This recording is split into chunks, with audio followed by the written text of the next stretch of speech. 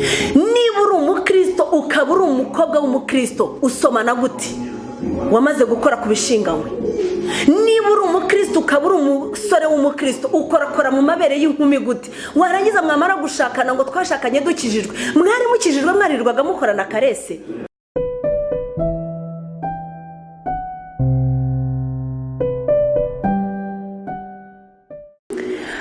Yesu ashimwe inshuti z'Imana, twagarutse kuyobokamana TV.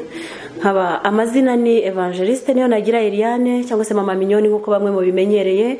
Tugarutse muri wa mwanya mwiza w'ijambo ry'Imana, tuje kuganira ku bitunga ubugingo. Ndizera yuko aho amasaha ageze ibitunga umubiri byo twamaze kubibona, tuje gushaka rero n'ibyo kurya bitunga ubugingo, tuje kwivomera y'amazi azatugeza mu gihugu cy'Ikanani. Reka dutangire dusenga, hanyuma dusangire ijambo ry'Imana, twumva icyo Uwiteka dushaka cyangwa se icyo Umwuka Wera dushakaho muri iki gihe kiruhije abana b'Imana. Data mwiza, data ukomeye, Nyiringabo Imana, nongeye kugushima no kuguhimbaza. Uri Uwiteka, uri uwo kwiringirwa, kandi Nyiringabo Imana ugira neza muri byose. Kristo, ndagushimye kuko uri uwera, ndagushimye kuko ugira neza, ndagushimye kuko ukiranuka. Data, twongeye kuza imbere yawe nk'ubwoko bwawe, tuzanye imitwaro ituremereye. Ntabwo twabasha kuyitura ababyeyi, ntabwo twabasha kuyitura abakomeye, ntabwo twabasha kuyitura ubwacu, ariko wowe uri Imana yabasha kuturuhura, uri Imana yabasha kuyidutura, uri Imana yabasha kudufasha mu rugendo tunyuramo. Ndakwinginze kugira ngo Nyiringabo ubane natwe kandi utugirire neza. Kristo, ngaho umva gusenga kwacu muri aka kanya.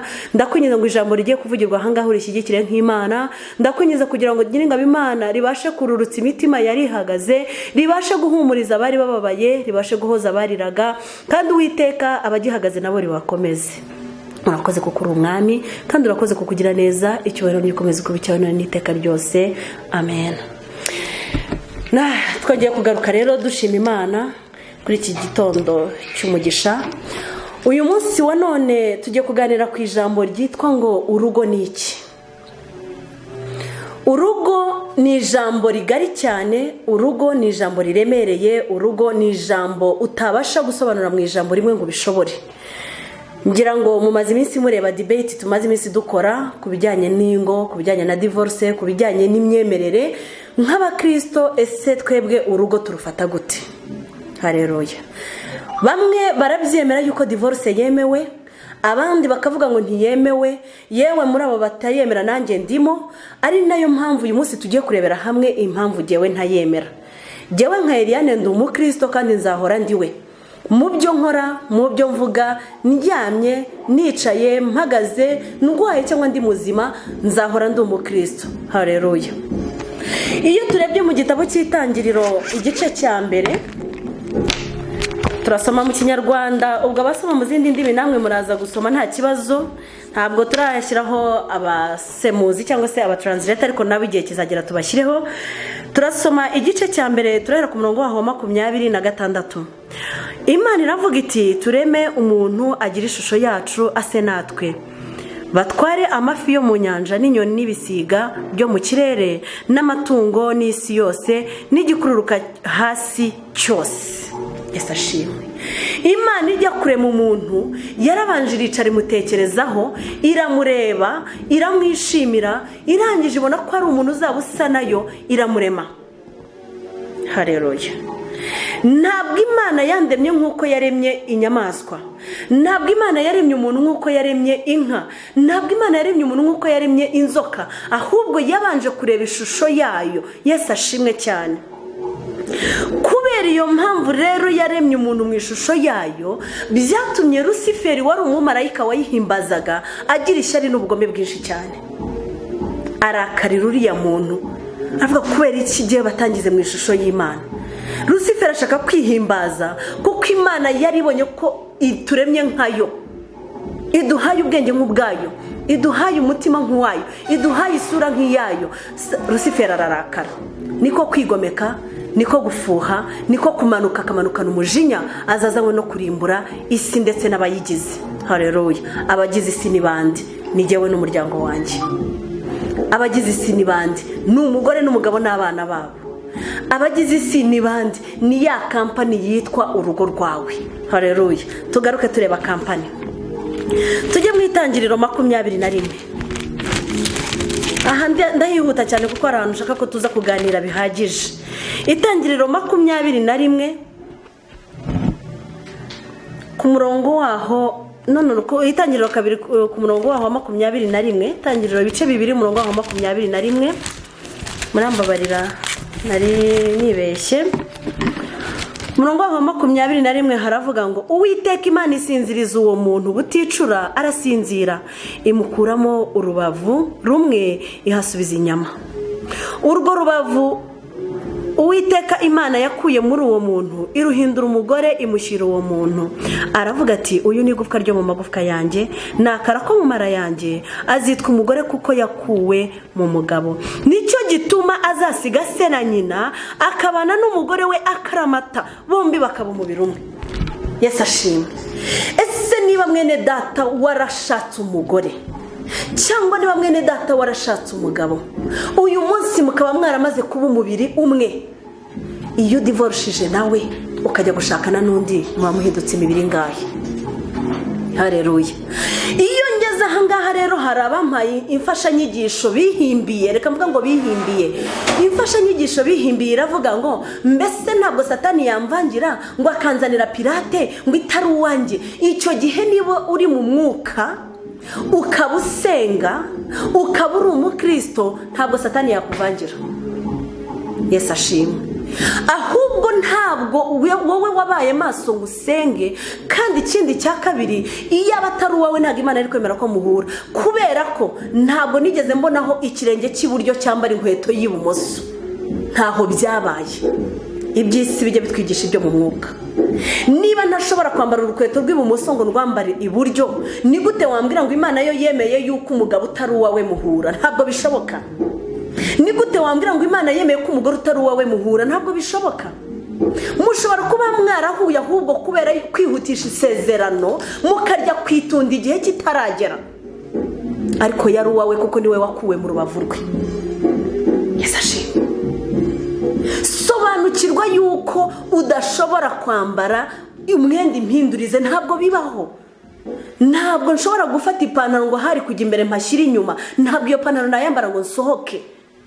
Ntabwo nshobora gufata aka gashati nambaye ngo hano hari imbere mpashyira inyuma. Ntabwo bishoboka. Icyo gihe mpita mbyumva yuko nambaye nabi. Igihe rero utabyumvisha ukijya kwambara ngo unanirwe gusohoka, wibyumva ubyaye rimwe, wibyumva ubyaye kabiri, wibyumva ubyaye gatatu, n'uwawe. Ahubwo reba ikibitera niki. Yesu ashimwe. Tugaruke muri gatanya. Iyo mumbwiye ngo aho kugira ngo umugore cyangwa umugabo yica undi ngo ba divorce, haleluya. Iyo divorce ntabwo ariyo jyewe ndimo mvuga aka kanya. Igituma uriya mugabo ajya kwica umugore we ntabwo ari uko atamukunda, ahubwo nuko hari dayimoni yamaze kwinjira muri wa mugabo. Igituma uriya mugore ajya kuroga umugabo we suko atari uwe, suko yirwaniririye, ahubwo nuko hari wa mwanzi wamanutse ari we Lucifer akaza muri iyi si, yamaze kwinjira muri rya juru rito, aje kurisenya kugira ngo azakubuza ubugingo. Reka dusome mu Itangiriro ibice 4. Ndahera ku murongo waho wa 3 ngo bukeye Kayini azana ituro ku mbuto z'ubutaka ngo ariture Uwiteka, na Abeli azana ku buriza bw'umukumbi we no ku rugimbu rwawo. Uwiteka yita kuri Abeli no ku ituro rye, maze ntiyita kuri Kayini n'ituro rye. Kayini ararakara cyane agaragaza umubabaro. Uwiteka abaza Kayini ati niki kikurakaje kandi niki gitumye ugaragaza umubabaro? Nukora ibyiza ntuzemerwa, ariko nudakora ibyiza ibyaha byitugatugiye ku rugi, kandi ni wowe byifuza ariko ukwiriye kubitegeka. Yesu ashimwe. Ntabwo ahangaha Kayini na Abeli umwe yari umugore wundi, nta nubwo Kayini na Abeli bari barakundanye nk'umugore n'umugabo, ariko Satani yitugatugiye mu mutima wa Kayini, ishyari rirahaguruka kuri Kayini, arangije Kayini yica Abeli. Nyamara iyo Kayini aza gutambira Imana igitambo cyiza gishimwa n'Uwiteka, ntabwo Imana ibaritaye kuri Abeli gusa. Uyu munsi rero abakobwa n'abahungu mu itorero, genda avuga bo mu itorero, niba uzi ko udakijijwe ntungireho ikibazo, genda ndimo ndibwirira abo mu itorero. Kandi ntabwo itorero ari amadini twirirwa turirimba, ntabwo itorero ari Zion Temple nsengeramo, ntabwo itorero ari ADPR, ntabwo itorero ari Catholique, ntabwo itorero ari Abadventiste, nta nubwo ari Restoration. Itorero ry'Imana ni abamaze kumenya Imana, ni abemera ko bari mu rugendo, ni abemera ko basanze Imana, ni abemera ko bamaze kubaturwa. Niba uri umukristo ukaba uri umukobwa w'umukristo, usomana gute? Wamaze gukora ku bishinganywe. Niba uri umukristo ukaba uri umusore w'umukristo, ukorakora mu mabere y'inkumi gute? Warangiza mwamara gushakana ngo twashakanye dukijijwe, mwari mukijijwe mwarirwaga mukorana karese? Mwari mukijijwe mwarirwaga musomana? Mwaravuga muri korari mukururana, umwe akora mu mabere y'undi undi ari mu bwanwa bw'undi? Mwari mukijijwe iki se? Ahubwo mwishushanyaga mu itorero, ahubwo mwasebyaga umurimo w'Imana. Yesu ashimwe cyane. Satani we yarabarebaga agaseka cyane, Satani we yarabarebaga akabanegura. Yesu ashimwe. Niba uzi yuko uri umukristo ukaba ukeneye kuzagira urugo rwiza, irinde gukora ku bishinganywe, irinde no kwegera uwo mukobwa murebe nk'utanamubona, uramukunda ariko ntabwo umubona. Rindira uzabanza ubihererwa umugisha. Ngo twe ngo twarasenganaga, ngo twararirimbanaga, ngo turangije turishingira. Mwarishingiye nye? Nuzi ko mwishingiye mwashingiwe nande? Impamvu mwasambanye mukanishingira nuko mutari mukijijwe. Ahubwo nakubwira ngo uyu munsi ikizwa, numara gukizwa usengera na mwene so mukizwe, hanyuma mwubaka urugo rwiza. Kandi suko Satani atarugabaho ibitero, arabigaba ahubwo agasanga Kristo yamaze gucinga ingabo. Yesu ashimwe cyane. Haleluya. Ahangaha iyo Abeli aza kuba yarafite umutima nk'uwa Kayini, nawe yari gutwara intama ipfuye ijisho, yari gutwara iyacitse ikirenge, yari gutwara iyavunitse, ariko we yarebye ituro rizima rishimwa n'Uwiteka barirya ajyana. Kayini kubera umutima w'ubwikunde, kubera irari ry'ibyisi, warangije atoranya ibijonjori aba aribyo ajyana. Nawe rero nubwo uri muri korari wuzuranye mu buhehesi, nubwo uri umwinginzi uringinga ni igishakwe cy'ubusambanyi. Yesu ashimwe. Ntiwumve ko niba urimo ukorakora abandi, niba wirirwa usambanya abandi, nawe uzashakanye niko bizakugendekera.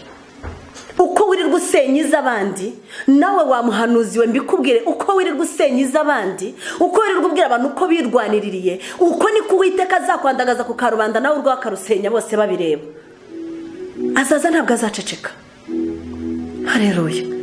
Ujye umenya neza ko ibyo ngibyo urimo ukora ari byo bizakugeraho nawe. Ngo nzabakina ku mubyimba igihe cyo mutinya kizaba kibagezeho. Yesu ashimwe.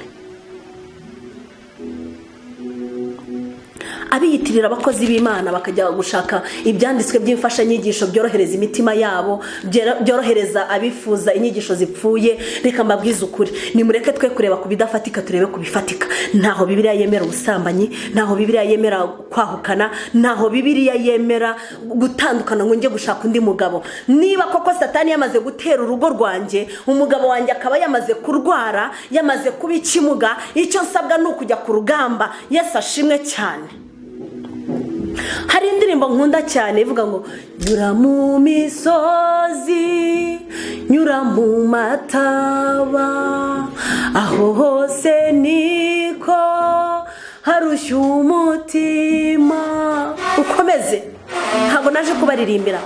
Niba imisozi turirimba tunyuramo tuyizi, ni gute iyo mu rugo haje umusozi wo kutumvikana n'umugabo uhita wirukanka ugahunga? Niba mu rugo haje umusozi w'uko umugabo mutavuga rumwe ku kintu runaka cyangwa umugore, ni gute uhita wirukanka ukagenda ngo umugore yakunaniye? Nuko udakijijwe.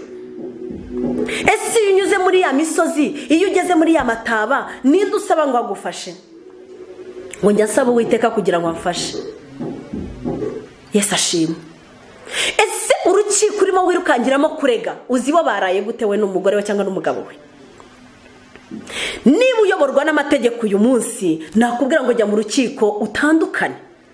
niba warasezeranijwe n'amategeko utarasezeranijwe n'Imana, genda utandukane. I don't care kuri wowe. Jewe ndimo ndabwira uwasezeranijwe n'Imana, ndimo ndabwira wa wundi uzi ko yirinze mu bwari bwe, wa wundi uzi ko yirinze mu busore bwe. Hari indirimbo nakundaga abanza ari ya Hoziyana, njyaga ivuga ngo abari beza birinze mu bwari bwabo, ngo abo barapfuye urasigara. Sibyo? Ngo se wowe ubarusha iki? Niba uzi ko wirinze, warangiza Satani akaza kukuvangira mu rugo rwawe, wireba umugabo wawe, reba Satani urimo gutera. Yesu ashimwe. Iyo ngeze aha ngambwira abagore bagenzi banjye, iyo ngeze aha ngambwira abakristo bagenzi banjye, ngo ntabwo ndabona umusirikare wadizatinze ku rugamba ngo nirurangira bamuhipeta, ariko umusirikare wakomeye ku rugamba akarwana agatsinda, urugamba rukarangira, yambikwa amapeta n'inyenyeri bikajojoba ku ntuguzi. Haleluya cyane.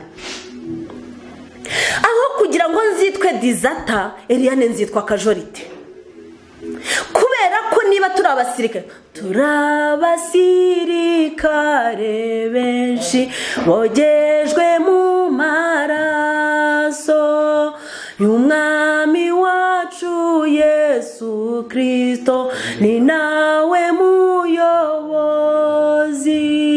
Kubw'imbaraga ze dufite tuzabaho no mu rupfu, dukomeze dushyire mbere dushimire ihoraho. Ngo kwa Yesu dufite ubutware kandi dufite ubushobozi. Ese wa mukristo we, niba udafite ubutware bwo gutegeka dayimoni yagufatiye umugabo ngo imurekure, niba udafite ubutware bwo gutegeka dayimoni yagufatiye umugore ngo imurekure, ese ubwo uri umusirikare nyabaki? Ese umusirikare wumva grenade ivugiye hakurya akirukanka agahunga, ubwo ni umusirikare uri ku rugamba, uwo ntakarwanirira igihugu cyanjye? Ese umusirikare wumva bikomeye agata n'abana akirukanka akagenda, uwo musirikare yabasha kwikiza igihe aguye muri ambushi? Haleluya. Noneho tukongera tukarima, mvugutira kandi uncure inkamba zimvemo, ngo umpindure icyuma cyawe uhora ukoresha. Ese bakubeshye ko Imana ikoresha icyuma cyagimbye? Ntabwo Imana ikoresha icyuma cyagimbye, Imana ikoresha icyuma gifite amugi abiri. Inkota y'Uwiteka ihora yaka umuriro, niyo haba hari imvura y'amahindu yaka umuriro. Inkota y'Uwiteka ihora ityaye, ihora ku ityazo, kugira ngo Eliane ntagimba izakoresha krema za ntuke. Na ntuka ninjya kuvuga nibuke ko Uwiteka yambwiye ko ndi umufasha, kugira ngo Eliane mpore ntyaye. Uwiteka azakoresha igishakwe cyitwa ko umugabo wanjye tudahuza. Yesu ashimwe. Kugira ngo Eliane mpore ndi kwityazo, nuko nzemera gutyazwa. Haleluya. Divorce ni icyaha. Niba ubona koko mwene so yuzuye abazimu, yuzuye abadayimoni, niba uri mu mwuka uzabibona ko mu maso ye harimo dayimoni. Iyo akureba yumva unuka, iyo akubona kubonamo intumbi, iyo akubona kubonamo ihene, iyo akubona kubonamo impyisi, akumva yakwica. Icyo gihe nawe kubera ko wowe uri mu mwuka, iyo umurebye ubona yuko muri we hari ikintu kirimo. Tube maso dusenge, nimuze dukizwe. Twe kugendera mu kigare cy'amadini, twe kugendera mu kigare cy'abigisha bo mu minsi y'imperuka.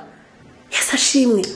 Ese kuririmba ngo imbere ya ntebe nzahagararayo, ngo nzaba njyanye iminyago, ngo nyishyikirize Yesu. Iminyago uzajyana ni nunanirwa kwihanganira umunyago wo gusambanirwa hejuru n'umugabo, uzajya nuhe munyago? Nunanirwa kwihanganira umunyago wo kutabyara, uzajya nuhe munyago? Nunanirwa kwihanganira umunyago w'ubukene, uzajya nuhe munyago? Uzajyana umunyago w'uko se pasiteri yaguhagaritse muri korari. Pasiteri se ni igiki imbere y'Imana? Yesu ashimwe. Ese umunyago uzajyana n'uwuhe igihe utabashije kwihanganira umugore ugutsasira imisumari cyangwa inshinge? Nta wundi munyago. Ngo nzahagararayo kandi nzaba njyanye iminyago. Iminyago uzajyana imbere ya Kristo ni iyihe? Jyewe umunyago nzajyana nuko nihanganiye ibimbabaza.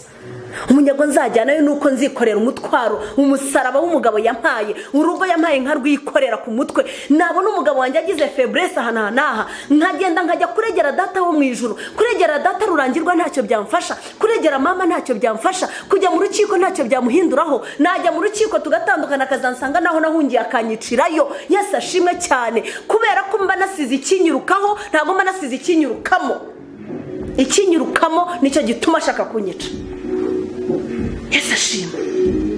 Ntabwo ikinyirukaho aricyo nagahunze, nagakoreye guhunga ikinyirukamo.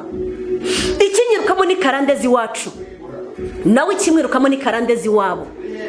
Banza urebe mu muryango wanyu hubatse bangahe, banza urebe habyaye bangahe, banza urebe harera bangahe, hize bangahe. Yesu ashimwe cyane.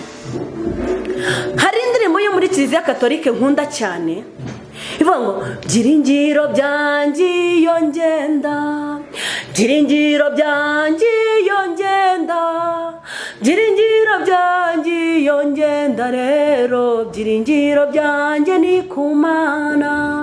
Byiringiro byanjye si amategeko, byiringiro byanjye si amashuri, byiringiro byanjye si imiryango, rero byiringiro byanjye ni ku Mana.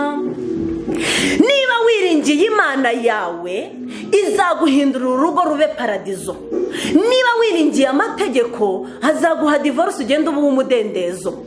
Nibyo nyine bazagushakira abakomeye nk'abo nyine ushaka. Ariko niba wiringiye Imana izaguha umugabo w'ukuri, izaguha umugore w'ukuri, izaguha urugo rw'umugisha, izaguha umunezero, izaguha umudendezo. Jewe byiringiro byanjye ni ku Mana. Nisubirize mwene data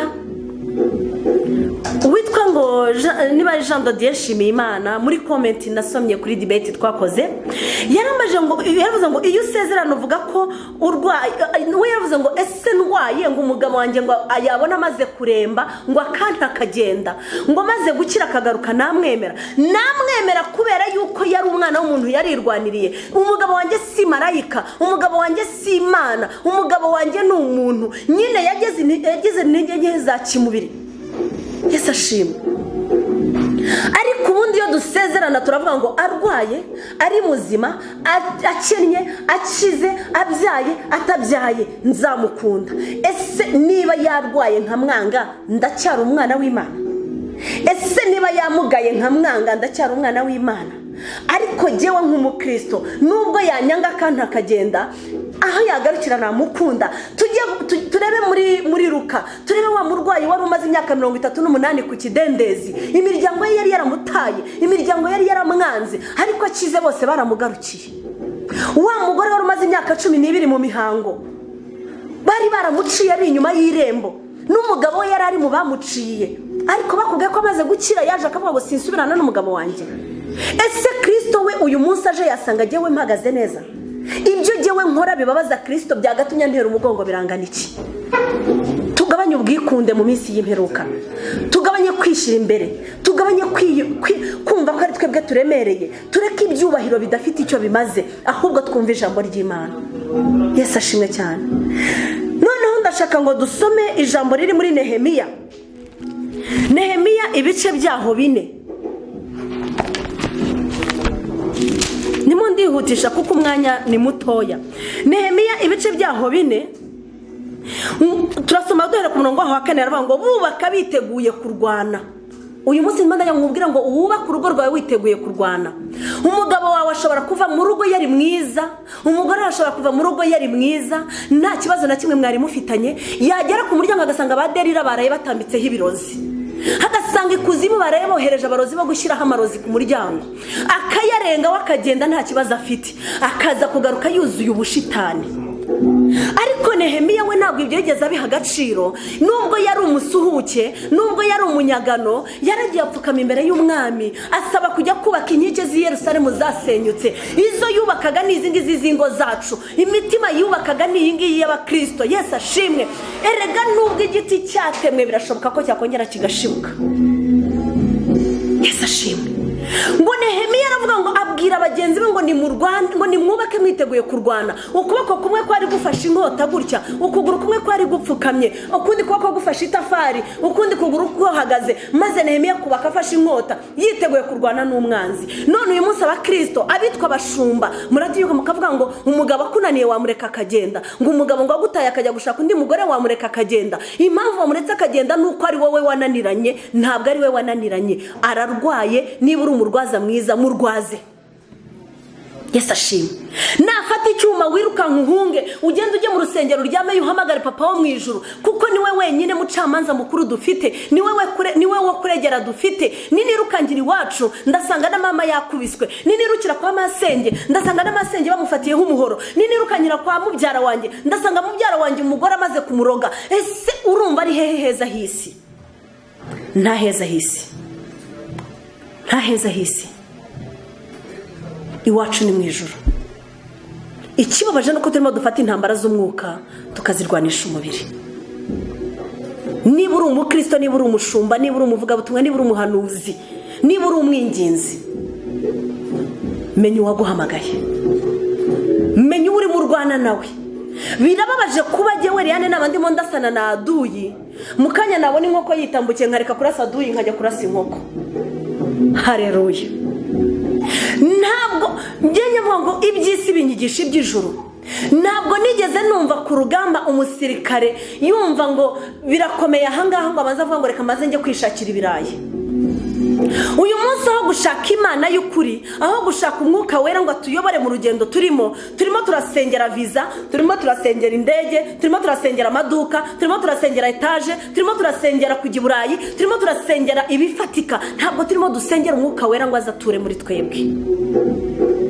Ariko nituba amaso tugasengera umwuka wera akaza muri twe, tuzamenya ijambo urugo ni iki. Urugo ni ijuru rito. Uzaba mu ijuru rinini ariko wabanje mu ijuru rito. Ese niba ijuru rya mbere rikunaniye, hari irya kabiri rihari uzabona? Yesu ashimwe. Hari ibice bene data bagiye baduha muze kubyisomera, jyewe nta mwanya afite wo kubisoma, ngo muze gusoma Matayo 19:6 kugera ku 8. Izo ni SMS ndimo nakira. Muze gusoma Abakorinto 7 ibice 7 kugera kuri 11. Muze gusoma Luka 16:18. Muze no gusoma Zaburi ya 15:4. Jye simasoma nta mwanya mfite. Ariko reka nsome muri Daniel ibice 13.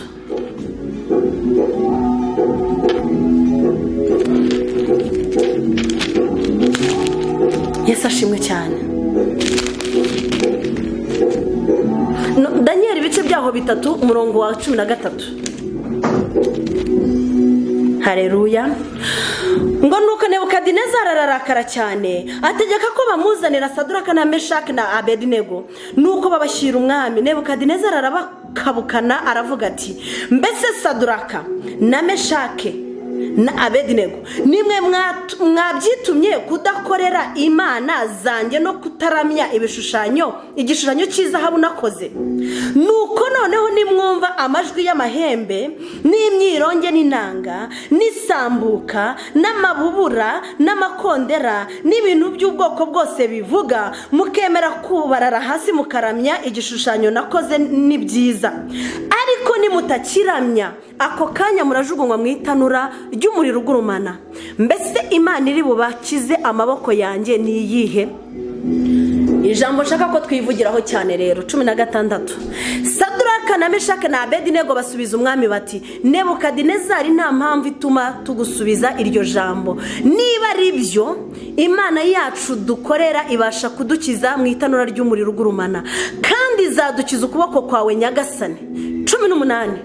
Ariko naho itadukiza Nyagasani, umenye ko tutari bukorere imana zawe, habe no kuramya icyo gishushanyo cy'izahabu wakoze.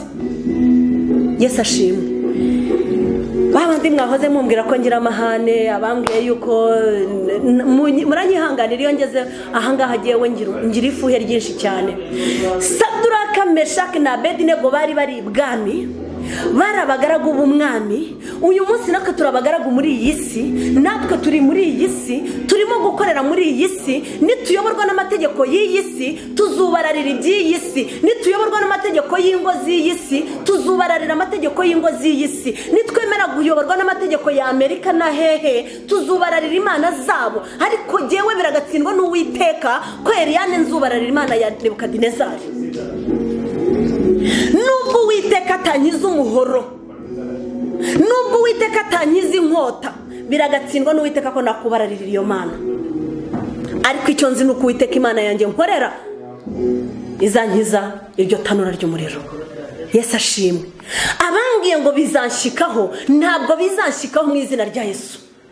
Kereka uwo nkorera niba yaramugaye, kereka uwo nkorera niba atari we mugaba mukuru ku rugamba, kereka uwo nkorera niba amatwi ye yarapfuye akabatumva, kereka uwo nkorera niba atanyishimira. Kubera ko Kalebu na Yosuwa babwiye Mose ngo niba Uwiteka twishimira ngo bari abanyakanani tuzabarya nk'imitsima. Nanjye niba Uwiteka nyishimira mu rugendo rwanjye, niba Uwiteka nyishimira mu rugo rwanjye, abo banyakanani basenya ingo z'abagore b'Imana, abo banyakanani barimo basenya ingo z'abakozi b'Imana, nzabarya nk'imitsima. Yesu ashimwe cyane. Tugeze ku musozo, ndasoza dusoma ijambo riri mu Bakorino n'ubundi n'ahandi 7. Abakorino ba mbere 7 ni naho tugiye gusoreza ku murongo waho wa 15 kugera kuri 16. Ndashaka gusubiza abantu barimo bazana inyigisho zo kwiyorohereza kugira ngo bumvikanishe divorce ko yemewe. Nakubwiye ngo niba ubona agiye kukwica, hunga ugende ujye kwinginga Imana yo mu ijuru izamuha agakiza. Uwo musaraba yagukoreye uzawutware nk'umunyago uwugeze imbere ye, umbwira ngo wampaye umugabo mubi ariko naramwikoreye ndamusengera none yarakijijwe, nguyu ndamuzanye. Cyangwa se nadakizwa Imana izamwiyicira. Nzi neza ko Nabali yari umugabo mubi, ariko ntabwo Abigayili yigeze yica Nabali, nta nubwo yigeze yahukana ngo ate Nabali. Yararindiriye Nabali arapfa, amaze gupfa none Uwiteka abona kumutabara. Niki gituma wiyorohereza ko Bibiliya ntaho inyereka kwiyorohereza? Ese wabara babazwaga kurusha Abigayili? Yesu ashimwe cyane. Yesu ashimwe cyane. Nuko dusome duhere kuri 14 mu byifuzo byanyu ngo kuko umugabo utizera reka duhere kuri 12 ngo ariko abandi bo nijye ubabwira si umwami wacu. Mwene data niba ufite umugore utizera kandi uwo mugore agakunda kugumana nawe, ye kumusenda. Kandi twahere kuri 12, Abakorino ba mbere 7:12 tugeze kuri 13. Kandi umugore ufite umugabo utizera nawe agakunda kugumana nawe, ye kwahukana n'umugabo we. 14 kuko umugabo utizera yezwa kubw'umugore we. Umugabo utizera yezwa kubw'umugore we. Yesu ashimwe cyane. Ntago ari Eliane wabyanditse.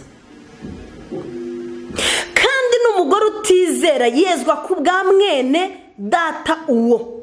Iyo bitameze bityo abana banyu baba bahumanye, ariko none dore ni abera. Igizatuma minyoni wanjye yezwa nuko jyewe nzahagarara neza kugira ngo na se yezwe. Ikizatuma Kereni wanjye yezwa nuko se azahagarara neza kugira ngo jyewe nezwe. Ariko mwene data niba ubona umugabo wawe yaguye cyangwa ukabona umugore wawe yaguye, ukananirwa kwezwa nawe ngo uhagarare kugira ngo nawe azagume hamwe yezwe, abana bawe barahumanye baravumwe. Yesu ashimwe. Ngo 15 ngo icyakora wa wundi utizera niba ashaka gutana tane. Mwene data w'umugabo cyangwa w'umugore ntaba gihambiriwe iyo bimeze bityo, kuko Imana yaduhamagariye amahoro. Mufata akagace mukabarimo mucamo kubera ko mukeneye ibihumuriza imitima yanyu gusa, kubera ko mukeneye guhumuriza irari riri mu mibiri yanyu. Mugafata 15 mukabare muterurira abantu mukabahereza, ukirengagiza ibibanza hejuru bivuga ko azezwa kubera wowe. Ukirengagiza ibiri hano hasi tugiye gusoma bivuze yuko ari giye uzamuhindura. Yesu ashimwe cyane.